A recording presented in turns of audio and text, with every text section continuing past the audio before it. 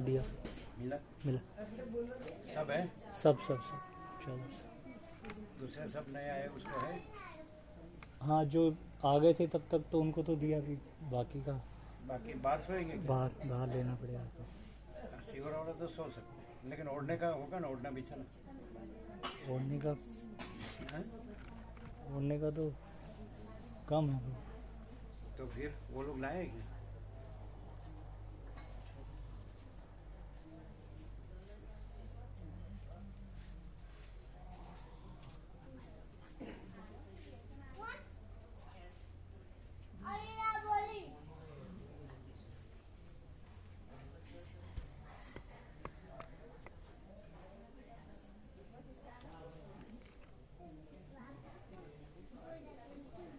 बाहर तो शीतलता रहेगी नहीं, शीतल, तो फिर बिछाना है बाहर सोए उसका।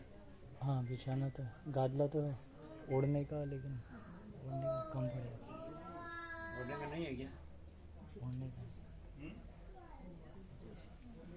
मंगाने का है क्या? पूछ लो, अरविंद प्रभु बुलाओ, और चिराग प्रभु होंगे ना? हाँ है। चिराग प्रभु अरविंद प्रभु दोनों।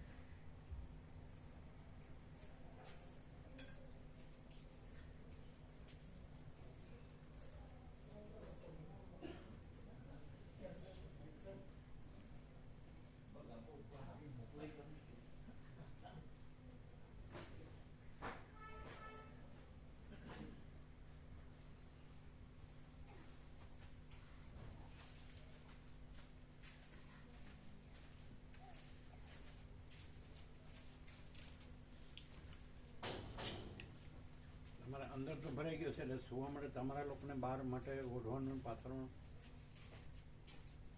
કેટલા જણ છે? 12 हो ना, 12 બાબુ પ્રભુ જોઈ ના તારે ચાર જ પ્રભુ. બસ. હા પછી અમે જઈને સવારમાં વહેલા આવી લીધ જશે, અમે બધું સેવા પૂરી થાય પછી જશું સવારમાં વહેલા આવી જાય મૌલિક પ્રભુ અમે ને બીજા 2 જણા. આ લોકો છે ને, હા એ તો છે, તો એ લોકોને એમને તો થઈ ગયું રોકા. એ રોકા છે રમેશ પ્રભુ. ओढ़ने का અંદર શું છે? અંદર જગ્યા છે? અંદર જ બધા કર્યા. इनका तो 4 लगा है, 4 तो लगा અંદર તમે લાગી કેટલા 4 જણ છો? લગાવી દીધી. इनका तो लगा दिया। એટલે બહાર કોઈને સૂવું પડે એવું નથી તો બરાબર છે? બરોબર. તમે અમે તો જોઈ લઈએ પ્રભુ, અમે તો ઊંઘીએ છીએ બહાર રોજ. ઓઢવા પાથરવાનું. બહાર લઈએ છીએ ઓઢો. આ વિવેક પ્રભુ, એ વિવેક પ્રભુ હા બ્રો. જોવે તો મંગાવીજો. હા એ તો મળી રહેશે. ગાદલા ગોદડા હા કેટલામાં ખાવ? કેટલા લાવવા છે? બોલો તો અહીં સૂઈ શકો તમે. કેટલા જણ છો? 10-12 હોય તો ચાલે, કારણ કે હજુ પેલા રસોઈયા પ્રભુ બી હા ઊંઘશે. એ રસોઈયા પ્રભુ. રસોઈયા પ્રભુ બી ઊંઘશે. રસોઈયા રસોઈયા પ્રભુ છે ને 2-3 જણ 10-12 જોઈએ, 10-12 બાર પર ગાડીઓ તો છે. ગાડીઓ છે આપણા. આપણે ઓઢવાના બારે છે ગાડીઓ, બીજી વધારે ઓઢવાનું કે ઓઢવાના. એટલે એમ કરો ને, બાર ગાદલા ને બાર ઓઢવાના હા કહી દો. ગરમ, હા એટલે ગોદડા હોય તો ચાલે ને. ચાલો. બાર મંગાવી લો. બરાબર વિવેક પ્રભુ હા આવી જશે ને? હા આવી જશે. હા મંગાવી લો અત્યારે જ. હા જવાનું તો ગુણ બરાબર બરોબર.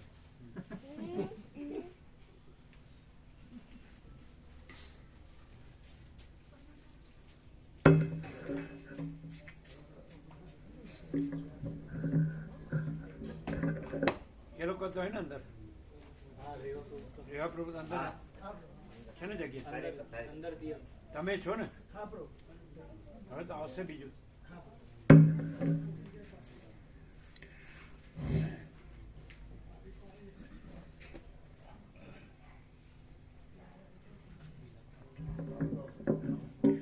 ઓમ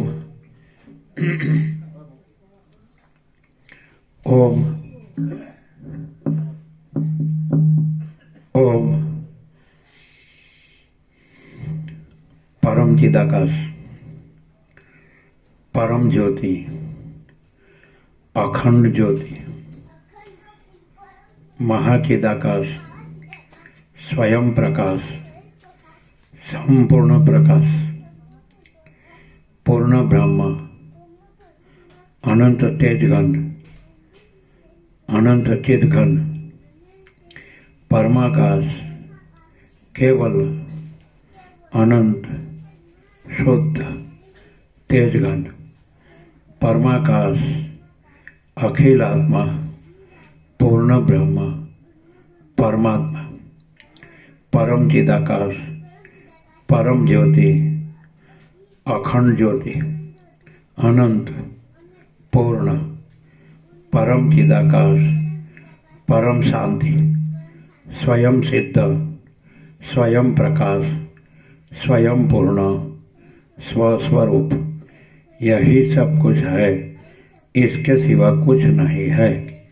शून्यभास अनंत कोटि महाकल्पो है ही नहीं। महाचिदाकाश स्वयं प्रकाश संपूर्ण प्रकाश महाचिदाकाश ज्योति अनंत अखंड अभेद महाचिदाकाश ज्योति महातत्व महासामान्य महाचिदाकाश स्वसंवेद्य सहज निर्विकल्प महाचिदाकाश परम कैवल्य परम शांति परम चिदाकाश अनंत पूर्ण निरपेक्ष सत अनंत संपूर्ण अपरिघ निर्भ्रांत निरपेक्ष वशिष्ठ राम स्थिति प्रकरण राउंड 41मो राउंड।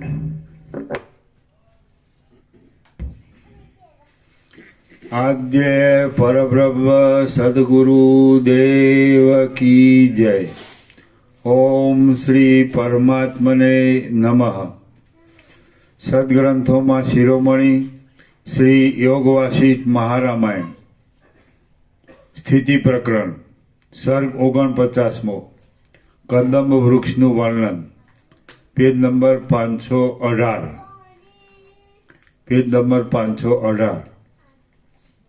सर्ग 49मो कदम वृक्षनु वर्णन। आ 49मा सर्गमां शाखाओ आदिथी अत्यंत शोभी रहेला एक कदमનું अनेक अलंकारो आपीने वर्णन करवामां आवशे। वशिष्ठ बोल्या, हे राम, पछी दासुरे एक कदम जोयो। ते कदम वननी मध्यमां उग्यो हतो। ते वादळाना मंडलने चुंबन करतो हतो અને તેના શાખા સમૂહમાં જાણે મધ્યાહન કાળે સૂર્યના થાકેલા ઘોડાઓ વિસામો લેતા હતા એના નીચે ટોચ છે। આ સર્ગમાં 34 શ્લોક છે, જેમાં દાસુરે કદમ વૃક્ષ જોયું એવું એક જ વાક્ય છે અને તેનું ક્રિયાપદ છેલ્લા 34મા શ્લોકમાં છે। તેથી શ્લોકના અંકો છેવટે જ ભેગા મૂકવા જોઈએ, પરંતુ વાચક વર્ગને અગવડ પડે નહીં એ હેતુથી અંકો છૂટક મૂકેલા છે। એ કદમ જાણે લાંબી લાંબી શાખાઓ રૂપી હાથોથી દિશાઓના મધ્યમાં વિસ્તીર્ણ ચંદરો બાંધ્યો હોય એવો જણાતો હતો। પ્રફુલ્લિત થયેલા પુષ્પોરૂપી નેત્રોથી તે જાણે દિશાઓને જોતો હોય એવો જણાતો હતો। વાયુએ રજ વગરના કરેલા ઘણા ઘણા ભમરાઓ તેના ઉપર ફરતા હતા, તેથી તે જાણે કાળા કેશવાળો હોય એવો જણાતો હતો।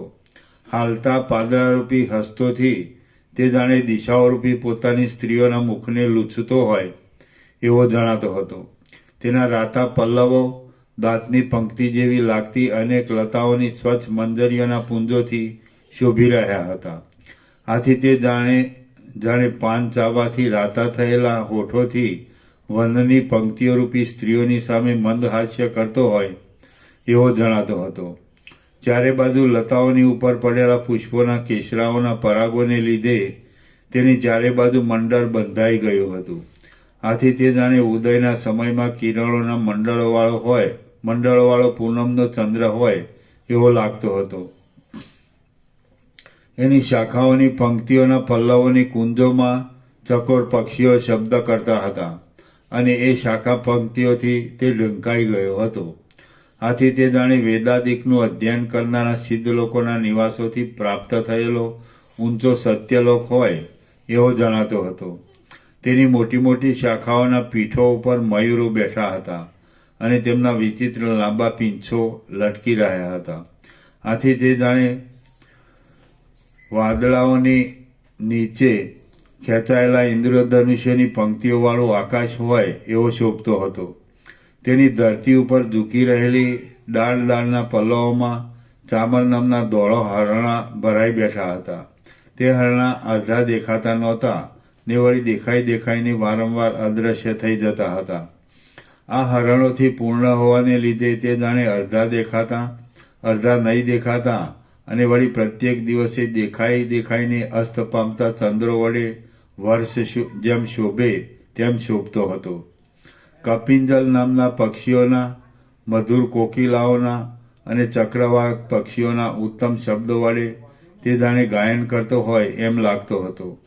હંસોના સમૂહો શાખાઓની ઉપર કરેલા માળાઓમાં વિનોદ કરતા હતા. તેથી તે જાણે ઊંચે જુદા જુદા નિવાસોમાં રહેલા સિદ્ધ લોકોથી ઘેરાયેલું બ્રહ્માંડ હોય એવો લાગતો હતો. કુંપળિયારૂપી ચંચળ હસ્તોવાળી અને ભ્રમરોરૂપી નેત્રોવાળી પુષ્પોની મંજરીઓ રૂપ અપ્સરાઓથી તે જાણે સ્વર્ગલોક હોય એવો દેખાતો હતો. પોતાના શ્યામ પત્રોથી, પીંગળા પુષ્પોથી અને બીજી લતાઓના પુષ્પોના જુદા જુદા રંગવાળા પરાગોથી તે જાણે વીજળીઓવાળો અને ઇન્દ્રધનુષ્યવાળો મેઘ હોય એવો લાગતો હતો. તેની શાખાઓરૂપી હજારો ભુજાઓ હતી. તે આકાશને પણ અવકાશ વગરનું કરતો હતો અને તેણે ચંદ્ર તથા સૂર્યને પણ પોતાના કુંડળ રૂપ કર્યા હતા. આથી તે જાણે વિશ્વરૂપ ધારણ કરી નાચવા ઉભેલા નારાયણ હોય એવો લાગતો હતો. નીચેના ભાગમાં મોટા સર્પો હોવાથી અને ઉપરના ભાગમાં તારાઓ સરખા લતાઓના અસંખ્યાત પુષ્પો હોવાથી તે જાણે બીજું નીચે નાગલોકવાળું અને ઉપર તારામંડળવાળું ભૂગોળથી સંયુક્ત ખગોળ હોય એવો લાગતો હતો. પોતાની આસપાસ પર્વતના સઘળા વનો હોવાને લીધે તે જાણે પ્રજાઓથી વીંટાયેલા બ્રહ્મા હોય એવો જણાતો હતો. પૃથ્વી ઉપર ફળોનો, પલ્લવોનો તથા પુષ્પોનો જાણે તે એક મોટો ભંડાર હોય એવો જણાતો હતો. તેની અપાર કળીઓ પુષ્પોના પરાગોથી ઢંકાઈ ગઈ હતી. આથી તે જાણે સૂર્યના કિરણોથી ઢંકાયેલા તારાઓના સમૂહવાળું આકાશ હોય એવો લાગતો હતો. તેની મોટી મોટી ડાળો ઉપર ઘણા માળાઓમાં ચપળ પક્ષીઓ બેઠા હતા. એથી તે જાણે અનેક માણસોથી વ્યાપ્ત થયેલા દેશોવાળું ભૂતળ હોય એવો લાગતો હતો. તે જાણે સર્વ વનદેવીઓનું ઉત્તમ અંતઃપુર હતો. એ અંતઃપુરમાં મંજરીરૂપી સુંદર પતાકા હતી. લતાઓના મંડળોરૂપી શણગાર હતો. પુષ્પોરૂપી કળી ચૂનાનો લેપ હતો અને પુષ્પોના સમૂહોથી તે ભરપૂર હતો. ચકોર, ભ્રમર, પોપટ તથા કોયલ વગેરેના કોમળ શબ્દોથી તે મનોહર લાગતો હતો અને મોટા મોટા છિદ્રોરૂપી ગોખોમાં ગીચોગીચ ગુચ્છોથી ઢંકાયેલો હતો. તે ઉત્તમ પક્ષીઓના સંચારવાળો હતો અને તે સેવન કરનારા લોકોની આવજાવાળો હતો. એ કદંબમાં ભ્રમરોના શબ્દોવાળી પુષ્પોના કેસરાઓની પંક્તિઓ ચારે બાજુથી પડતી હતી. આથી તે જાણે તરંગોના શબ્દોવાળી અને ચારે બાજુથી ધોધરૂપે પડતી નદીઓવાળો પર્વત હોય એવો જણાતો હતો. મંદ વાયુથી ચલાયમાન થતાં દિવસે દિવસે ખીલતા અને જથ્થાબંધ એવા પુષ્પોથી તેમજ પત્રોથી વીંટાયેલી શાખાઓવાળો હોવાને લીધે તે ધોળા વાદળાઓથી વીંટાયેલા શિખરોવાળા પહાડ જેવો લાગતો હતો. ઊંચાઈને લીધે હાથીઓના ગંડસ્થળોથી ઘસાયેલા ઊભા ગોઠણની પેઠે અક્કડ રહેનારા, પાટલાની પેઠે પ્રસરેલા અને મોટા વિસ્તારવાળા બોથાને લીધે તે નીચેના ભાગમાં વૃક્ષોના વૃંદવાળા મોટા પર્વતો જેવો લાગતો હતો. વિચિત્ર વર્ણોવાળી, પાંખોવાળી અને મોટી શાખાઓની કોટરોમાં રહેનારા પક્ષીઓના સમૂહથી વીંટાયેલો હોવાને લીધે તે પાર્ષદોથી વીંટાયેલા વિષ્ણુ જેવો લાગતો હતો. ગુચ્છોરૂપી આંગળીઓના સમૂહોને હસાવીને તે જાણે વનના પવનોથી નાચ કરતી લતાઓને બતાવવા કરવાની ક્રિયા શીખવતો હોય એવો જણાતો હતો. મારી પાસે જે કોઈ અર્થીઓ આવે તેમને રાખવાના ઠેકાણા મારી પાસે થોડા નથી પણ ઘણા છે એવા સંતોષને લીધે તે જાણે લતાઓના મંડળોરૂપી હસ્તોના ચાળા કરીને નાચતો હોય એવો જણાતો હતો. મદોન્મદ ભ્રમરાઓના ગુંજારાવાળો હોવાને લીધે પોતે જાણે લતાઓરૂપી સઘળી સ્ત્રીઓના પ્રેમનું પાત્ર હોય એવો ગર્વ ધરીને અને શૃંગાર રસમાં મગ્ન થઈને સુંદર રાગથી ગાતો હોય એવો દેખાતો હતો. પુષ્પોને ફેંકતો અને કોયલોના તથા ભ્રમરોના સુંદર શબ્દોવાળો હોવાને લીધે તે જાણે આકાશમાંથી આવતા સિદ્ધ લોકોને પ્રેમપૂર્વક પુષ્પોથી વધાવીને આવકાર આપતો હોય એવો જણાતો હતો. પુષ્પોની કળીઓની સ્વચ્છ પ્રભા દાંતની પ્રભા જેવી લાગતી હતી. તેથી તે જાણે દૂર રહેલા 5 કલ્પવૃક્ષોની લતાઓને, પુષ્પોને અને ફળોને હસી કાઢતો હોય એવો જણાતો હતો. એની ઉપરના પક્ષીઓના મંડળો આકાશમાં ઊંચે જતા હતા. તેથી તે જાણે પારિજાતને જીતવાની માટે ઊંચી ડોક કરીને આકાશની અંદર દોડતો હોય એવો જણાતો હતો. મધ્ય ભાગોમાં ચળકતા ભ્રમરોવાળા અને ઘાટી પંક્તિઓવાળા ઉત્તમ ગુચ્છોથી સહસ્ત્રાક્ષપણું હજારો નેત્રવાળાપણું પામીને તે જાણે 1000 નેત્રવાળા ઇન્દ્રને જીતી લેવાને સજ્જ થયો હોય એવો જણાતો હતો. કોઈ સ્થળમાં નાગલોકોની ફેણો ઉપરના સ્વચ્છ મણિઓના જેવા દેખાતા પુષ્પોના ગુચ્છોથી વ્યાપ્ત હોવાને લીધે તે જાણે આકાશને જોવા સારું પાતાળમાંથી શેષનાગ નીકળ્યો હોય એવો દેખાતો હતો. પુષ્પોના ધોળા પરાગથી ખરડાયેલો હોવાને લીધે તે જાણે ભસ્મ ચોળેલા બીજા સદાશિવ હોય એવો જણાતો હતો. છાયાથી અને લતાઓના ફળોથી સર્વ લોકોને સુખદાયી હોવાથી તે જાણે કેવળ ભક્તજનોને સુખ આપનારા સદાશિવથી પણ અધિક હોય એવો જણાતો હતો. એ કદમને ઘેરી કુસુમલતાઓ રૂપી નવા માંડવાઓ હતા અને એ લતાઓના ઘાટા પાંદડાઓના સમૂહોમાં પુષ્પોની કળીઓ ખીલી હતી. એ કદમ પક્ષીઓ રૂપી વતનીઓથી ગીચોગીચ ભરેલો હતો. આ રીતે તે જાણે આકાશમાં રહેલું કોઈ મોટું નગર હોય એવો જણાતો હતો.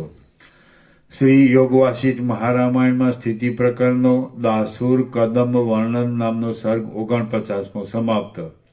સર્ગ 50મો. કદમ વૃક્ષ પર બેઠેલા દાસુરે 10 દિશાઓને દીઠી.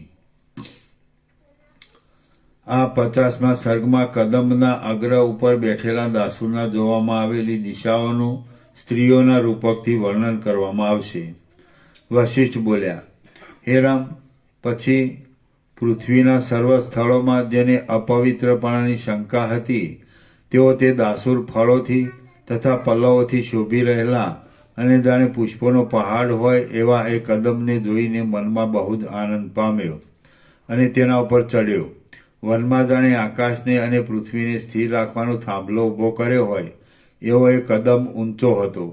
જેમ વિષ્ણુ પ્રલયના સમુદ્રમાં રહેલા વડ ઉપર ચડે છે તેમ દાસુર તે કદમ ઉપર ચડ્યો. તે એ કદમની આકાશ પર્યંત પહોંચેલી એક શાખાના છેલ્લા પાદળા ઉપર બેઠો અને ત્યાં તેણે અપવિત્રપણાની શંકા નહીં રાખતા એકાગ્રપણાથી તપ આરંભ્યું.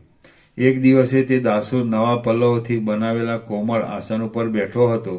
ત્યાં તેણે કૌતુકથી ચપળ થયેલા નેત્રો વડે જરાવાર સઘળી દિશાઓને જોઈ. તે દિશાઓ નદીઓ રૂપે એક જ શેરવાળા હારોથી રમણીય હતી અને તેઓ ગિરિરાજરૂપ ગોળ સ્તનવાળી હતી. તેને નિર્મળ આકાશરૂપ કેશપાસ હતા અને કાળા વાદળારૂપ ઝૂલફા હતા. તેમને નીલ પલ્લવરૂપી વસ્ત્રો હતા, પુષ્પોના સમૂહરૂપી મસ્તકોના આભરણો હતા, અને તેમણે સમુદ્રરૂપી મહામૂલ્યવાન પૂર્ણ કળશો ધારણ કર્યા હતા. તેમણે પ્રફુલ્લિત કમળને ધારણ કર્યા હતા. તેમના મુખમાંથી સુગંધયુક્ત વાયુઓ વહેતા હતા. તેમાં કોયલ આદિના શબ્દરૂપ ગાયનો ચાલતા હતા, અને ઝરણાઓરૂપી ઝાઝરો ઝળકતા હતા. તેમને સ્વર્ગ આદિ લોકોરૂપી મસ્તકો હતા. પૃથ્વીના પ્રદેશોરૂપી પગો હતા. વનોની પંક્તિઓરૂપી રૂવાડાની પંક્તિઓ હતી. જંગલોરૂપી મોટા નિતંબો હતા, અને ચંદ્ર તથા સૂર્યરૂપ કુંડળો હતા. તેમને શાળ આદિ અન્નના ક્યારાઓરૂપ ચપળ અંગો હતા. ચંદનના વૃક્ષોરૂપ રકાબીઓ હતી, અને શિખરોરૂપી સ્તનોમાં લાગેલા બરફ જેવા ઉજળા વાદળોરૂપી વસ્ત્રો હતા. તેમને મહાસાગરોના જળના પૂરોરૂપી નવીન શણગાર ધરવાના દર્પણો હતા. તારાઓના સમૂહોરૂપી પરસેવાના બિંદુઓ હતા. સુગંધી પવનોરૂપી નિશ્વાસ હતો, અને ભુવનોરૂપી રહેવાના અંતઃપુરો હતા. તેમને તે ઋતુઓમાં ઉત્પન્ન થતા પાંદડા આદિરૂપ કાંચળીઓ હતી. પોતાના લાગેલા સૂર્યના રાતા કિરણોરૂપ કેસરો હતા. વિચિત્ર પુષ્પોરૂપી ફૂલમાળાઓ હતી, અને ચંદ્રના કિરણોરૂપી સુખડના લેપનો હતા. આમ વિસ્તીર્ણ વનોવાળી, વિસ્તીર્ણ પ્રદેશોવાળી, વિસ્તીર્ણ વાદળારૂપી વિચિત્ર વેશોને ધારણ કરનારી અને પુષ્પોથી નિરંતર શણગારાયેલી ત્રૈલોક્યને ભોગવવાની વનિતાઓ સમી એ દશે દિશાઓને ગગનમાં ગયેલી કદમલતાના દલ ઉપર બેઠેલા દાસુરી હર્ષપૂર્વક જોઈ. શ્રી યોગ વાસિષ્ઠ મહારામાયણમાં સ્થિતિ પ્રકરણનો દાસુર દિગ અવલોકન નામનો સર્ગ 50મો સમાપ્ત. સર્ગ 51મો. દાસુરે વનદેવીને પુત્ર આપ્યો, અને તે પુત્રને જ્ઞાન આપ્યું. આ 51મા સર્ગમાં દાસુરને માનસિક યજ્ઞોથી આત્માબોધ ઉત્પન્ન થવાની, વનદેવીમાં પુત્ર ઉત્પન્ન થવાની, અને દાસુરે તે પુત્રને જ્ઞાન આપ્યાની કથા કહેવામાં આવશે. વશિષ્ઠ બોલ્યા, હે રામ, કદંબની ઉપર રહેલો અને દારૂણ તપ કરવામાં સુરતા ધરાવનારો એ દાસુર ત્યારથી તપસ્વીઓના આશ્રમોમાં કદંબાસુર એ નામથી ઓળખાવા લાગ્યો. એ શાખાના પલ્લવ ઉપર બેસીને જરાવાર દિશાઓને જોઈને તેને તરત અંતઃકરણને તેમાંથી પાછું વાળી લીધું, અને પછી પદ્માસન વાળીને બેઠો. પછી પરમાર્થથી અજાણ્યા માત્ર ક્રિયાઓમાં તત્પર રહેલા અને તે સંસાર સંબંધી ફળોના સંકલ્પરૂપ કંગાળપણાથી ભરેલા મનથી તે યજ્ઞો કરવા લાગ્યો. આકાશ પર્યંત પહોંચેલી કદંબની શાખાઓના પત્રો પર બેઠેલા અને કર્મોમાં એકાગ્ર ચિત્તવાળા એ દાસુરે અનુક્રમે આધાનથી માંડી અશ્વમેધ પર્યંત યજ્ઞો સંબંધી સઘળી ક્રિયાઓ પોતાના મનથી જ કરી. કદંબની શાખાઓ પર બેઠા બેઠા તેણે ગોમેધ અને નરમેધ આદિ ઘણી દક્ષિણાવાળા માનસિક યજ્ઞોથી જ 10 વર્ષ સુધી દેવતાઓનું યજન કર્યું. એટલા કાળ સુધી વેદોક્ત કર્મો કરવાને લીધે તેનું મન રાગદ્વેષાદિક મળોથી રહિત થયું. આમ મળો ટળી જવાને લીધે એનું મન અવકાશવાળું થયું. એટલે આત્મપ્રસાદરૂપ જ્ઞાન બળાત્કારથી તે મનની અંદર પ્રાપ્ત થયું. આમ જ્ઞાન પ્રાપ્ત થવાથી તેનું અજ્ઞાનરૂપી આવરણ વિંખાઈ ગયું, અને તેનો વાસનારૂપી મળ ધોવાઈ ગયો. એવા એ દાસુરે એક દિવસે શાખા ઉપર મોઢા આગળ એક વનદેવીને બેઠેલી જોઈ. તે વિશાળ નેત્રોવાળી હતી. અત્યંત દીપતા પુષ્પોના વસ્ત્રોવાળી હતી. કામનાથી ભરેલી હતી. સુશોભિત મુખવાળી હતી, અને મદથી ઘૂમતા નેત્રોવાળી હતી. તે નીલકમલના જેવી સુગંધવાળી હતી, અને મનનું અત્યંત આકર્ષણ કરનારી હતી. નિર્દોષ અંગોવાળી, ઢાળેલા મુખવાળી, અને કોયલો તથા કુસુમના સમૂહોથી લચી ગયેલી વનલતા સમાન તે વનદેવીને દાસુરે પૂછ્યું કે, હે કમલપત્ર સમાન નેત્રોવાળી, કાંતિની છટાને લીધે બીજાઓના મનમાં કામદેવને ઉત્પન્ન કરનારી તું કોણ છે? જેમાં કોઈ સ્ત્રી સખીનો ટેકો લઈને બેસે તેમ તું આ પુષ્પોવાળી લતાનો ટેકો લઈને શા માટે બેઠી છે? દાસુરે આ પ્રમાણે કહ્યું. એટલે મૃગના બચ્ચાના સરખા નેત્રોવાળી અને પુષ્ટ ગૌર સ્તનોવાળી એ વનદેવીએ કોમળ વચનોથી મનનું આકર્ષણ કરનારું આ વચન કહ્યું કે, આ પૃથ્વી તળમાં જે મનોરથો અતિ દુર્લભ હોય છે તે મનોરથો પણ મહાત્મા પુરુષોની પ્રાર્થના કરવાથી તરત મળે છે. આ પૃથ્વી તળમાં જે મનોરથો અતિ દુર્લભ હોય છે તે મનોરથો પણ મહાત્મા પુરુષોની પ્રાર્થના કરવાથી તરત મળે છે. હે બ્રહ્મન, લતાઓથી વ્યાપ્ત રહેનારા અને તમારા કદંબે શોભાવેલા આ વનમાં હું લતાઓરૂપી ક્રીડાના ઘરોની અંદર રહેનારી વનદેવી છું. ગયા ચૈત્ર માસના શુક્લ પક્ષની 13ને દિવસે કામદેવના આરાધન સંબંધી ગાયન તથા ભોજન આદિ કરવાનો ઉત્સવ હતો. તે પ્રસંગમાં નંદનવનની અંદર વનદેવીઓનો સમાજ એકઠો થયો હતો. હે નાથ, એ સઘળી વનદેવીઓના સમાજમાં હું પણ ગઈ હતી. એ કામદેવના ઉત્સવમાં એ મારી સઘળી સખીઓને મેં પુત્રોવાળી દીઠી અને હું એક જ વાંજણી છું આમ મારા જાણવામાં આવ્યું.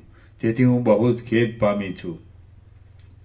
સઘળા મનોરથોના સમૂહને પૂર્ણ કરવામાં મોટા કલ્પવૃક્ષ સમાન આપ વિદ્યમાન છતાં હું વાંજણી રહીને અનાથની પેઠે શોક કરું એ યોગ્ય કહેવાય? હે ભગવાન, મને પુત્ર આપો. જો નહીં આપો તો વાંજણીપણાના દુઃખ સંબંધી બળતરાને શાંત કરવા સારું હું મારા દેહને અહીં અગ્નિમાં આહુતિરૂપ કરી દઉં છું. હે રામ, એ સુંદરીએ એ પ્રમાણે કહ્યું ત્યારે ધૈર્યથી ભ્રષ્ટ નહીં થયેલા પણ દયાથી ઘેરાયેલા એ મહાત્મા દાસુર મુનિ જરા હસ્યા. પછી પોતાના હાથમાં રહેલું ફૂલ તેને આપીને તેમણે કહ્યું કે હે સુંદરી, આ પુષ્પ લઈને તું જા. એથી જેમ ઉત્તમ લતા પુષ્પને જન્મ આપે છે તેમ તું 1 મહિને ભ્રમર સરખા નેત્રોવાળા અને જગતમાં પૂજ્ય એવા એક સ્વરૂપવાન પુત્રને જન્મ આપીશ. પરંતુ તે કષ્ટ પામીને અને આત્મઘાતના સંકલ્પ ઉપર આવીને મારી પાસેથી પુત્ર માગે છે. એટલા માટે એ પુત્ર બીજી વનદેવીઓના પુત્રોની જેમ વિષયોમાં લંપટ નહીં થાય પણ તત્વને જાણનારો થશે. એટલે હે રામ, એ સ્વરૂપવાળી વનદેવી પ્રસન્ન મુખમંડળવાળી થઈ અને હું તમારી અંગ સેવા કરીશ એમ પ્રાર્થના કરવાને ઉત્સુક થઈ. દાસુર મુનિએ તેને આટલા વચન કહીને વિદાય કરી. પછી એ વનદેવી પોતાના સ્થાનમાં ગઈ અને દાસુર પોતે એકલો જ કદમ ઉપર રહ્યો. વચમાં ઋતુઓથી તથા સંવત્સરોથી અનુક્રમે ચાલ્યા કરતો કેટલોક કાળ વ્યતીત થયો.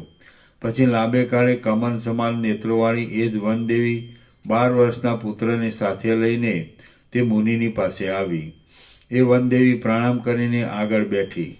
જેમ આંબાના ઝાડની પાસે ભ્રમરી ગુંજરાવ કરે તેમ ચંદ્ર સરખા મુખવાળા તે દાસુર મુનિની પાસે તે મધુર વચનોથી બોલી કે હે ભગવાન, આ સ્વરૂપવાન કુમાર આપણા બંનેનો પુત્ર છે અને તેને મેં સઘળી વિદ્યાઓમાં વિચક્ષણ કર્યો છે. પરંતુ હે પ્રભુ, કેવળ આને બ્રહ્મ વિદ્યા મળી નથી અને એ વિદ્યાથી જ આ સંસારરૂપી ગાણીમાં ફરીવાર પીલાવું પડતું નથી. એ કૃપાનાથ, હવે આપ જ કૃપા કરીને આ પુત્રને બ્રહ્મ વિદ્યાનો ઉપદેશ કરો. સારા કુળમાં જન્મેલા પુત્રને મૂર્ખ રાખવાનું કોણ ઈચ્છે? વનદેવીએ એ પ્રમાણે કહ્યું ત્યારે દાસુર મુનિએ તેને કહ્યું કે હે અબળા, આ પુત્રરૂપ ઉત્તમ શિષ્યને તું અહીં જ રાખી જા. એમ કહીને તેણે તેને વિદાય આપી. વનદેવીના ગયા પછી તે પુત્ર પોતાના પિતાની પાસે શિષ્ય થઈને રહ્યો. જેમ ધીમાન અરુણ સૂર્યની પાસે રહે છે તેમ તે ત્યાં સેવામાં પરાયણ થઈને રહ્યો. તેને બ્રહ્મચર્ય આદિ કલેશો ભોગવતા પરોક્ષ જ્ઞાન પ્રાપ્ત થયું છે એમ જાણીને દાસુર મુનિએ તેને લાંબા કાળ સુધી વિચિત્ર ઉક્તિઓથી બ્રહ્મ વિદ્યાનો ઉપદેશ કર્યો. તેણે તેને સેંકડો આખ્યાયિકાઓથી, આખ્યાનોથી, જોઈને કલ્પેલા દ્રષ્ટાંતોથી, ઇતિહાસોના વૃત્તાંતોથી, વેદોના તથા વેદાંતોના નિશ્ચયોથી અને વિસ્તારપૂર્વક કથનના ક્રમોથી તે જે રીતે તેમના અર્થોને અનુભવ પ્રાપ્ત થાય અને આત્મવિદ્યામાં દ્રઢ વ્યુત્પત્તિ થાય તે રીતે ધીરે ધીરે બોધ આપ્યો. જેમ મેઘ પોતાની ગર્જનાથી મોરને જાગૃત કરે છે તેમ ગણે ઊંચે રહેલા મહર્ષિ દાસુર મુનિએ આત્મબોધના ચમત્કારને લીધે સર્વોત્તમ રસવાળા અને અત્યંત યોગ્ય અર્થોવાળા વાક્યોના સમૂહથી પોતાની પાસે રહેલા તે પુત્રને આત્મવિચારમાં જાગૃત કર્યો. શ્રી યોગવાસિત મહારામાયણમાં સ્થિતિ પ્રકરણનો દાસુર સૂતાનું બોધન નામનો સર્ગ 51મો સમાપ્ત. સર્ગ 52મો. જગત મનઃ કલ્પિત છે એ સમજાવવા માટે ખોત રાજાનું ચરિત્ર. આ 52મા સર્ગમાં સઘળું જગત મન વડે જ કલ્પેલું છે તથા મિથ્યા છે એમ કહેવા સારું ખોત નામના રાજાનું કલ્પિત ચરિત્ર કહેવામાં આવશે. વશિષ્ઠ બોલ્યા, હે રામ, હું આકાશમાં જ્યોતિષ ચક્રની અંદર સપ્તર્ષિઓના મંડળમાં રહું છું. એક દિવસ હું એ મંડળમાંથી અદ્રશ્ય રૂપે બહાર નીકળ્યો, આકાશમાંથી નીચે ઉતર્યો અને જે માર્ગે એ દાસુર મુનિનો કદમ હતો તે માર્ગે થઈને કૈલાસ પર્વતમાંની વહેતી મંદાકિની નામની નદીમાં નાહવાને માટે ગયો. ત્યાં રાત્રિના સમયે એ ઉત્તમ કદમની પાસે પહોંચ્યો. હું ત્યાં પહોંચ્યો એટલામાં તો કમળની કળીમાં લાગેલા ભ્રમરનો ગુંજારો સંભળાય તેમ તે વનમાં શાખાઓના અવકાશમાંથી તે દાસુર મુનિના ભાષણનો શબ્દ મારા સાંભળવામાં આવ્યો. તે ભાષણ વનદેવીના પુત્રને બોધ આપવા માટે ચાલતું હતું. એ સમયે દાસુર પોતાના પુત્રને નીચે પ્રમાણે કહેતો હતો. દાસુર બોલ્યો, હે મહાબુદ્ધિમાન પુત્ર, વાસ્તવિક રીતે આ સંસારના જેવી મહાન આશ્ચર્ય આપનારી એક આખ્યાયિકા તારી પાસે કહું છું, તે તું સાંભળ. મોટા બળવાળો, ત્રૈલોક્યમાં વિખ્યાત સંપત્તિવાળો અને આખા જગતને સ્વતંત્ર રાખવાની શક્તિવાળો એક ખોત નામનો રાજા છે. જેમ ધનવાન લોકો મસ્તકો ઉપર ચૂડામણીને ધારણ કરે છે તેમ સઘળા ભુવનોના અધિપતિઓ પણ એ રાજાની આજ્ઞાને મસ્તકો ઉપર ધારણ કરે છે. સાહસો કરવામાં જ રુચિ ધરાવનારો અને અનેક આશ્ચર્ય ઉપજાવનારા વિહારો કરનારો એ મહાત્મા રાજા ત્રણેય લોકમાં કોઈથી પણ વશ કરી શકાયો નથી. બહુ જ સુખ તથા દુઃખ આપનારી એ રાજાની હજારો ક્રિયાઓ સમુદ્રના અસંખ્ય તરંગોની જેમ કોઈથી ગણી શકાય એમ નથી. જેમ આકાશ મુઠ્ઠીથી દબાવી શકાતું નથી તેમ એ પ્રબળ રાજાનું બળ જગતમાં શસ્ત્રોથી, અગ્નિઓથી કે કોઈથી પણ દબાવી શકાતું નથી. રચનાથી શોભીતી અને મોટા આરંભવાળી એ રાજાની લીલાની થોડી ઘણી નકલ કરવાને ઇન્દ્ર, વિષ્ણુ કે સદાશિવ જેવા પણ સમર્થ નથી. હે મહાબાહુ, એ રાજાના ઉત્તમ, મધ્યમ અને અધમ એમ 3 દેહો છે અને તે દેહો સઘળા વ્યવહારો કરવામાં સમર્થ છે તથા સઘળા જગતમાં વ્યાપીને રહ્યા છે. એ 3 દેહવાળો ખોત રાજા ઘણા વિસ્તારવાળા આકાશમાં ઉત્પન્ન થયો છે, આકાશમાં જ રહ્યો છે અને પક્ષીની જેમ આકાશમાં જ ફર્યા કરે છે. એ રાજાએ તે જ અપાર આકાશમાં એક નગર બનાવ્યું છે અને તેમાં 14 મોટા રાજમાર્ગો છે. એ માર્ગો 3 વિભાગોમાં વહેંચાયેલા છે. તેમાં વનો, ઉપવનો તથા ક્રીડા કરવાના પર્વતોની પંક્તિઓ શોભી રહી છે. તેમાં મોતીની લતાઓના સંગમવાળી 7 વાવો બનાવવામાં આવી છે. એક ઠંડો અને એક ગરમ એવા 2 તેજસ્વી અક્ષય દીવાઓ ત્યાં પ્રકાશ કર્યા કરે છે. ત્યાં ઊંચે જવાનો તથા નીચે જવાનો ખરીદવારૂપ વ્યાપાર ધમધોકાર ચાલ્યા કરે છે. એ જ મોટા નગરમાં એ રાજાએ જંગમપણાવાળા અને નવી નવી શોભાથી ભરેલા કેટલાક માટીના ભોંયરા બનાવ્યા છે. એ ભોંયરાઓમાંના કેટલાક ભોંયરાઓને ઊંચે રાખ્યા છે, કેટલાક નીચે રાખ્યા છે અને કેટલાકને મધ્યમાં રાખ્યા છે. એમાંના કેટલાક લાંબા કાળે નાશ પામે છે અને કેટલાક શીઘ્ર નાશ પામે છે. સઘળા ભોંયરાઓ કાળા ખંડના છાજોથી ઢાંકેલા છે, 9 દ્વારોથી શણગારેલા છે, નિરંતર ચાલતા પવનોથી ઠંડા અને ઊના થયા કરે છે અને તેઓ ઘણા ગોખોવાળા છે. તેઓ 5 દુષ્ટ દીવાઓના અજવાળાવાળા છે, 3 થાંભલાઓવાળા છે અને ધોળા કાષ્ઠથી જડાયેલા છે. તેમને લીસા લેપથી કોમળ કરવામાં આવ્યા છે અને તેઓ પડખાઓમાં 2 ગલીઓવાળા છે. એ મહાત્મા રાજાએ માયાથી તે ભોંયરાઓમાં રક્ષણ કરનારા મોટા યક્ષો બનાવ્યા છે અને તે યક્ષો સર્વદા પ્રકાશથી ભય પામે છે. જેમ પક્ષી માળાઓમાં ક્રીડા કરે તેમ એ ચાલનારા અનેક ભોંયરાઓમાં તે રાજા અનેક પ્રકારની ક્રીડા કરે છે.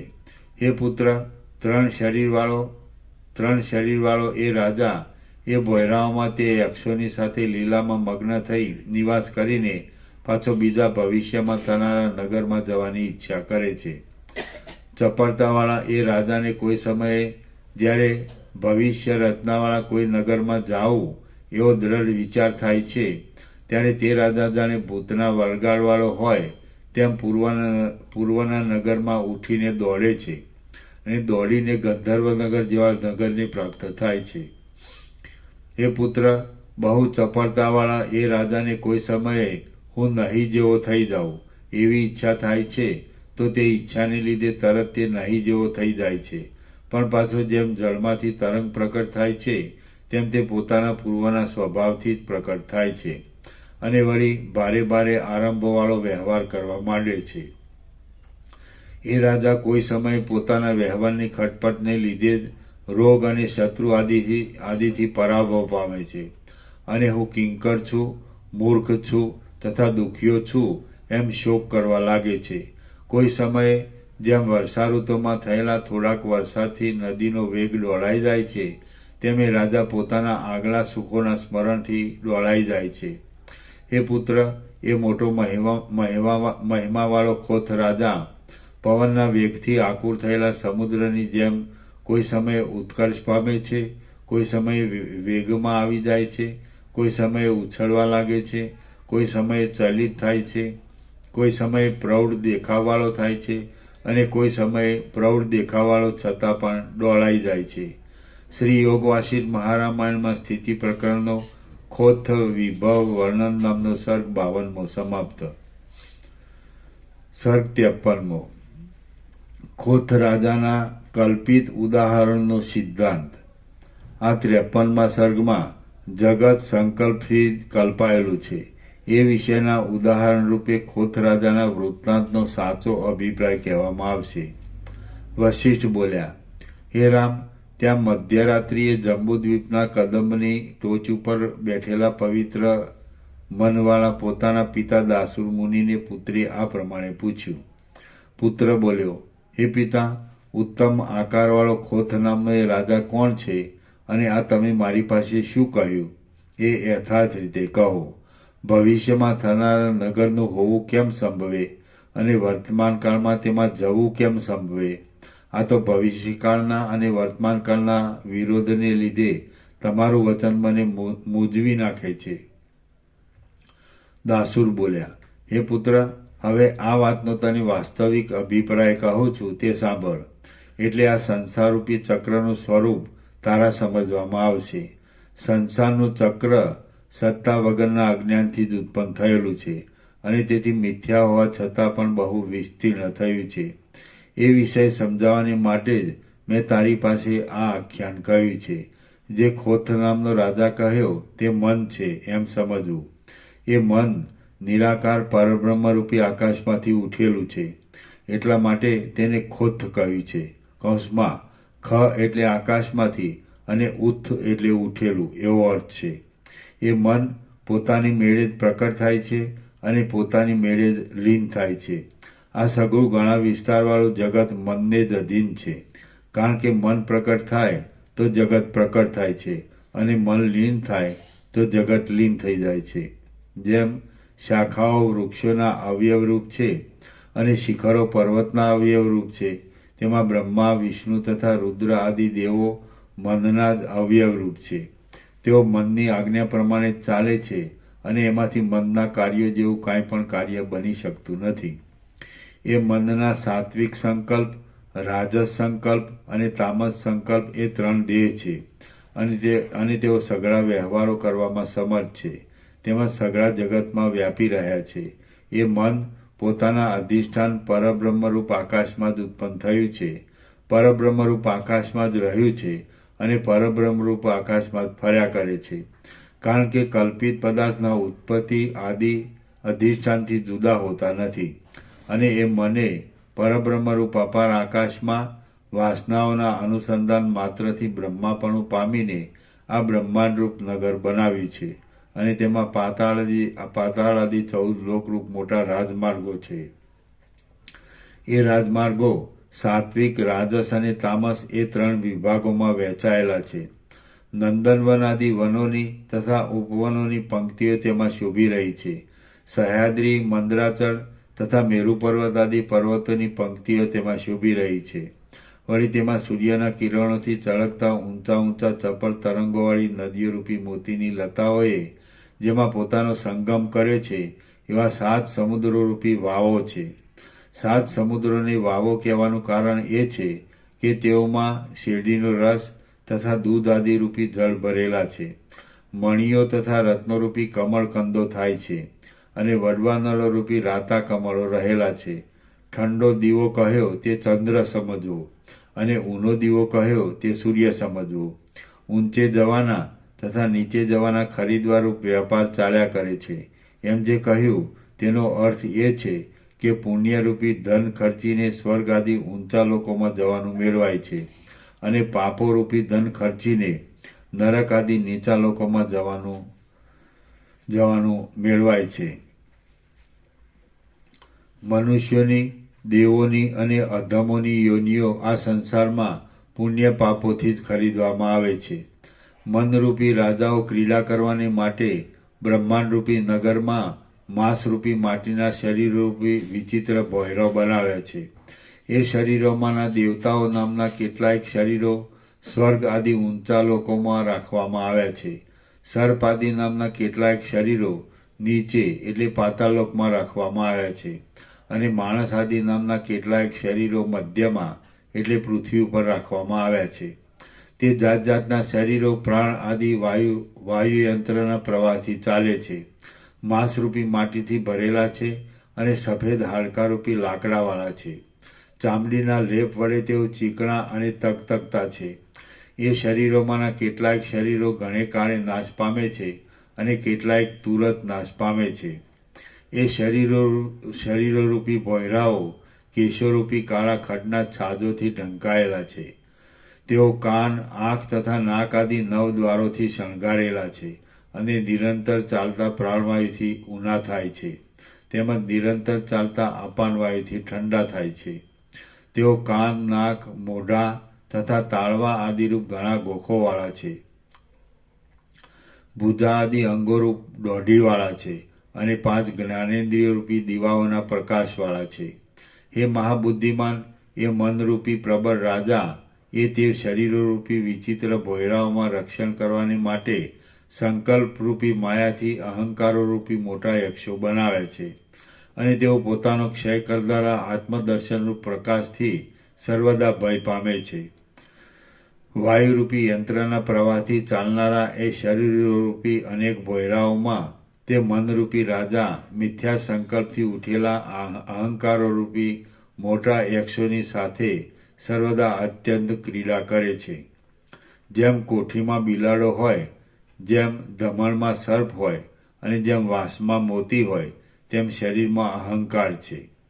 જેમ સમુદ્રમાં તરંગો પેઠે દીવાઓની જ્યોત ક્ષણમાત્રમાં ઉદય પામે છે અને ક્ષણમાત્રમાં શાંત થઈ જાય છે, તેમ શરીરરૂપી ભોયરાઓમાં સંકલ્પો ક્ષણમાત્રમાં ઉદય પામે છે અને ક્ષણમાત્રમાં શાંત થઈ જાય છે. એ જ મનરૂપી મોટા રાજાની ક્રીડા સમજવી.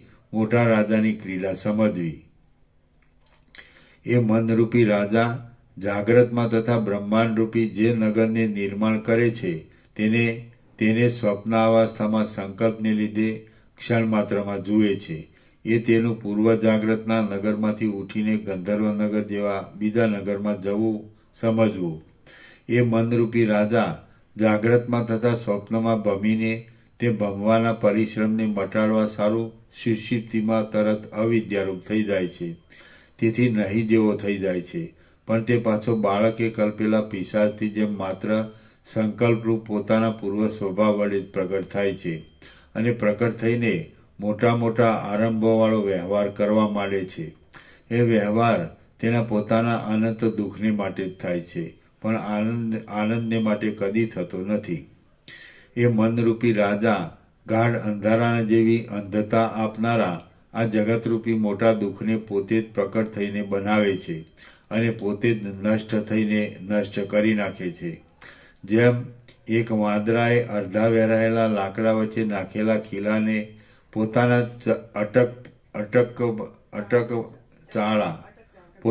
અટક ચાળાપણાથી કાઢી લીધો, જેમ એક વાંદરાએ અડધા વેરાયેલા લાકડા વચ્ચે નાખેલા ખીલાને પોતાના અટકચાળાપણાથી કાઢી લીધો અને પછી તે અડધું વેરાયેલું લાકડું ભેગું થઈ જવાને લીધે વૃષણો ચગદાઈ જતા તે દુઃખી થયો હતો, તેમ મનરૂપી રાજા પણ પોતાના જ અટકચાળાપણાથી દુઃખી થાય છે અને તેથી તેને રોવું પડે છે. જેમ અકસ્માત ટપકતા મધના બિંદુઓ ચાટવા ના મળવાથી ગધેડો ઊંચી ડોક કરીને આનંદ માની લે છે, તેમ મનરૂપી રાજા કોઈ સમયે પોતે જ સંકલ્પથી બનાવેલા વિષય સુખનો અંશ મળતા પ્રફુલ્લિત થઈને આનંદ માની લે છે. એ મનરૂપી રાજા બાળકની જેમ પોતે પોતાના સંકલ્પથી ક્ષણ માત્રમાં આસક્ત બની જાય છે, ક્ષણ માત્રમાં વૈરાગ્ય પામી જાય છે અને ક્ષણ માત્રમાં વિકાર પામી જાય છે. આથી હે પુત્ર, એ મનને સઘળા બાહ્ય પદાર્થોમાંથી પાછું વાળી દે અને તેને તત્વજ્ઞાનથી નિર્મૂળ કરી નાખીને જે રીતે તારી બુદ્ધિ તારા આત્મતત્વમાં વિશ્રાંતિ લે તેમ તું કર. એ મનરૂપી દુષ્ટ રાજાના સાત્વિક, રાજસ અને તામસ સંકલ્પરૂપી ઉત્તમ, મધ્યમ અને અધમ એવા 3 દેહો જગતની સ્થિતિના કારણરૂપ છે. મન જો તામસ સંકલ્પરૂપી અધમ દેહવાળું હોય તો તે નિરંતર દુષ્ટ વિષયોમાં પ્રવૃત્ત થાય છે અને નરકમાં પડવારૂપ મોટું કંગાળપણું પામીને છેવટે કીટ પતંગની યોનિને પ્રાપ્ત થાય છે. તે મન જો સાત્વિક સંકલ્પરૂપ ઉત્તમ દેહવાળું હોય તો તે ધર્મમાં તથા ઉપાસનામાં તત્પર રહે છે અને મોક્ષ પથથી દૂર નહીં એવી દેવ આદિની યોનિને પ્રાપ્ત થાય છે. જો મન રાજસ સંકલ્પરૂપ મધ્યમ દેહવાળું હોય તો તે સ્ત્રી પુત્ર આદિની વાસનાઓથી રંગાઈ રહીને સંસારમાં મનુષ્યની યોનિને પ્રાપ્ત થાય છે. પણ હે મહામતી, જો એ 3 દેહને છોડી દે તો પોતે ક્ષીણ થઈને પરમપદને પામે છે. હે પુત્ર, આમ છે એટલા માટે તું વૈરાગ્ય વડે સઘળી ઇન્દ્રિયોને બાહ્ય વિષયોમાંથી જતી રોકીને તથા મન વડે મનને નિયમિત કરીને બહારના તથા અંદરના વિષયો સહિત સંકલ્પનો નાશ કર. જો તું હજારો વર્ષ સુધી દારૂણ તપશ્ચર્યા કરીશ અથવા તારા અવિનાશી દેહને શિલામાં પછાડીને ચૂરેચૂરા કરી નાખીશ અથવા અગ્નિમાં કે તેથી મોટા વડવાગ્નિમાં પ્રવેશ કરીશ અથવા ખાડામાં કે ખડગની ધારાના વેગમાં પડીશ અથવા તને વિષ્ણુ, બ્રહ્મા, દત્તાત્રેય, દુર્વાસા કે બીજો કોઈ તપસ્વી અત્યંત કરુણાથી ઉપદેશ આપશે અથવા તું પાતાળમાં, પૃથ્વીમાં કે સ્વર્ગમાં જઈને રહીશ તો પણ સંકલ્પોનો નાશ કર્યા વિના તારે સંસારથી તરવાનો બીજો કોઈ જ ઉપાય નથી. માટે હે પુત્ર, સંકલ્પોનો ક્ષય કે જે બાદ રહિત છે, નિર્વિકાર છે, સુખરૂપ છે અને પરમ પાવન છે તેને વિશે સાધન ચતુષ્ટય મેળવીને તું તે કરવાનો પરમ ઉદ્યોગથી યત્ન કર. હે નિર્દોષ પુત્ર, સંસાર સંબંધી સઘળા પદાર્થો સંકલ્પરૂપી તંતુમાં પરોવાયેલા છે અને એ તંતુ કપાઈ જાય તો એ પદાર્થો વિંખાઈ જઈને ક્યાં જાય છે એનો પત્તો પણ મળતો નથી. સંકલ્પ સત્ય હોય તો મોક્ષમાં પણ દ્વૈત રહેવું જોઈએ. અસત્ય હોય તો મોક્ષ જ સિદ્ધ થતો નથી અને સત્ય પણ હોય તથા અસત્ય પણ હોય તો મોક્ષમાં પણ કોઈ સમયે બંધ પ્રાપ્ત થવાનો સંભવ છે. એવી રીતના વિકલ્પો કરવા અયોગ્ય જ છે, કારણ કે એ સઘળા વિકલ્પો સંકલ્પ માત્રથી સામટા ઉત્પન્ન થાય છે, માટે તે સંકલ્પ ઉપર ફાવી શકતા નથી. અને જ્યારે સંકલ્પ ઉપર પણ ફાવી શકતા નથી ત્યારે બ્રહ્મનો તો સ્પર્શ પણ કરી શકે નહીં, તેમાં કહેવું શું? સૂક્ષ્મ શરીર, સ્થૂળ શરીર તથા તે ઉભય માત્ર સઘળું જગત સંકલ્પથી થયેલું છે, બીજા કોઈથી થયું નથી. તો હવે એ સંકલ્પ તથા સઘળું જગત એમાંથી કોણ સાચું કહી શકાય એમ છે? કોઈ પણ નથી. હે સમજુ પુત્ર, જે પદાર્થ જે પ્રકારે સંકલ્પિત કરવામાં આવે છે તે પદાર્થ ક્ષણ માત્રમાં તે પ્રકારનો થઈ જાય છે. એટલા માટે તું કદી પણ પદાર્થનો સંકલ્પ કરીશ નહીં. એટલા માટે તું કદી કોઈ પણ પદાર્થનો સંકલ્પ કરીશ નહીં. તું સંકલ્પોથી રહિત થઈને વેઠિયા માણસની જેમ કેવળ આવી પડેલો વ્યવહાર કર્યા કર. સંકલ્પોનો ક્ષય થાય તો પરમ ચૈતન્ય મનરૂપ થતું જ નથી. સંકલ્પોનો ક્ષય થાય તો પરમ ચૈતન્ય મનરૂપ થતું જ નથી. તું સાક્ષાત પરબ્રહ્મ જ છે, પણ પોતાની ભ્રાંતિને લીધે તે યોનિઓમાંથી તે પ્રાણીઓ રૂપે ઉત્પન્ન થઈને વ્યર્થ જ જગત સંબંધી દુઃખોનો અનુભવ તારે કરવો પડે છે. તે યોગ્ય નથી જ.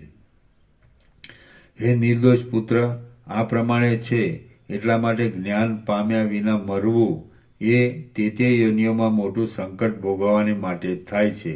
તે તને પ્રાપ્ત થાય એ યોગ્ય નથી.